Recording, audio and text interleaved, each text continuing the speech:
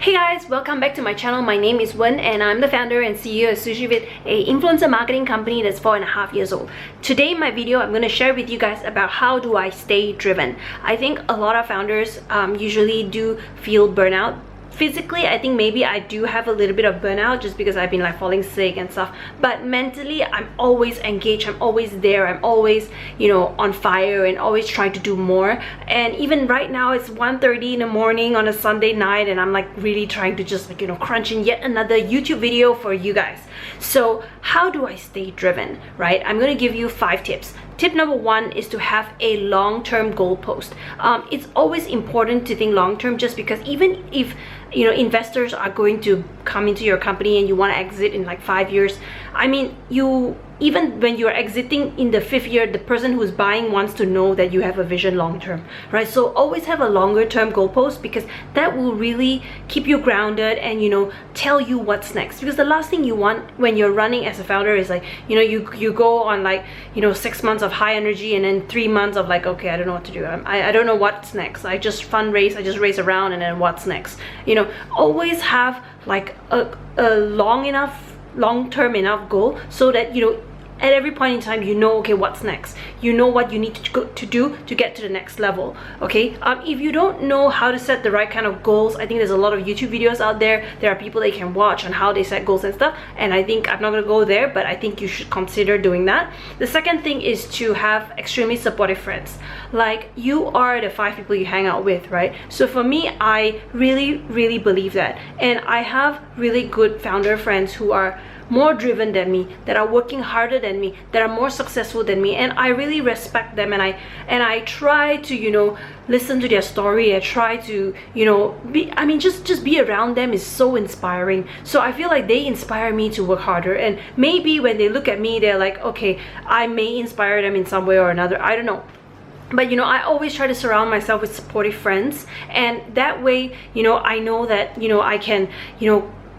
I can be inspired by them, and in turn they inspire me as well. That, having said that, it's not like I don't have external friends that are non-founders. I do as well, because sometimes founders can be overly optimistic, that we don't stay grounded to the reality. Like somehow like during this MCO period, everybody's like also morbid, people are losing their jobs. Can't you see the malls are so depressing, nobody's eating out, and but when I work from home and I stay at home, I'm constantly engage on my YouTube, constantly engage on my Instagram, and like I'm always on the go with my team. I feel like, okay, I'm living in my own reality. So sometimes, yes, you should have like a good mix of friends as well, that may not be in the same circle, but definitely have that supportive friend group that can really work together with you to build these great things together, or separately your own things, but build together.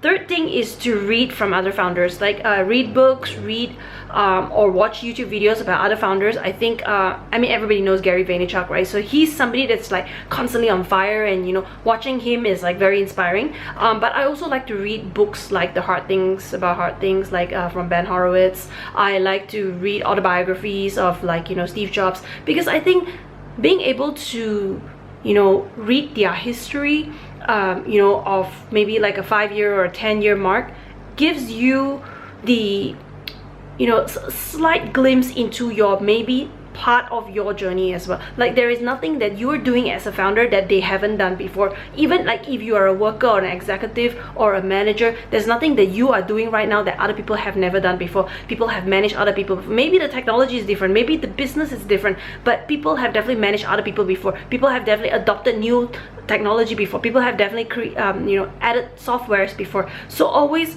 read from somebody else, because the books that I have acquired and that I've read, every single time I read a book, and like I don't even need to finish it, I just need to read like 3 pages and I'm like, oh, I've got notes of what I need to do next, because there's just so much knowledge out there that I'm currently reading a book, High Output Management from Andy Grove, and it's like a book that it was written in like 1990s, I don't know, I think so, it's the 1990s, and I'm like, I'm still learning from things that are few decades ago, and that's still powerful, right? Stay engaged with the team. I think that's another thing. A lot of founders, they kind of like have to do their fundraising and they have to do a few things, and they only stick with a couple of people in their team. I think that you know, you then become a little bit secluded and you become lonely. They always say like it's lonely at the top. Don't do that. Like, try to be engaged with the team, try to talk to them, even small talk. I know they're scared of you, they're scared of me, but try to do small talks with your team, you know, try to engage them, because that team camaraderie is not just for them, it's for you as well. Like, you know, when you know how hard they're working for you, you're inspired to work harder. When you know the problems that they're working on, you are inspired to like raise that fund, just so that, you know, you can get them out of that grind. You know, that team camaraderie is really just not just for them, but also for you. Lastly is this one is a little bit out of topic, but have a religion. I think being able to you know, have a purpose that is greater than yourself is very important.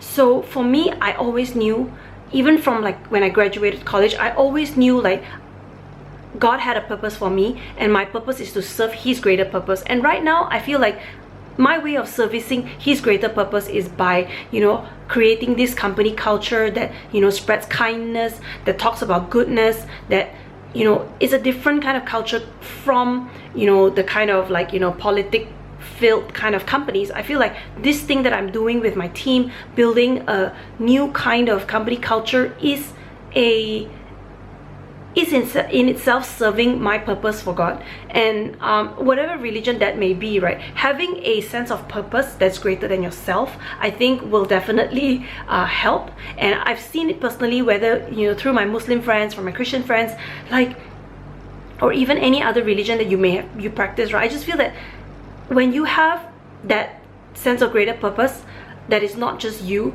it could be driven by even by your team, it could be driven by, you know, your want to provide for your family, whatever that spiritual purpose is for you. Having that definitely drives me, like, you know, because I knew from like, I've been seeking this answer since I graduated, which is like 24 till today. It's like 11 years of me seeking this answer from God. Like, you know, every time, like, you know, God, drop a rock on me, please tell me what is my purpose. I know my purpose is to serve your greater purpose. What is my purpose in this world? But like, because I keep constantly seeking that, I'm consciously at the back of my head, I know there's something that I really care about. It's like, I feel like when I'm running my business, I have this purpose, you know, and it could be that, you know, running this purpose, spreading kindness, you know, this is something that is my purpose, you know, and that's keep me driven to, you know, stay with integrity, and to, you know, continuously do the right thing. You know, these are things that, you know, continue to, you know, inspire me to work harder. So these are my 5 top ways of staying driven. I hope it's helped some of you. If it has, just give me a thumbs up and also subscribe to my channel. Otherwise, have a good night. Bye.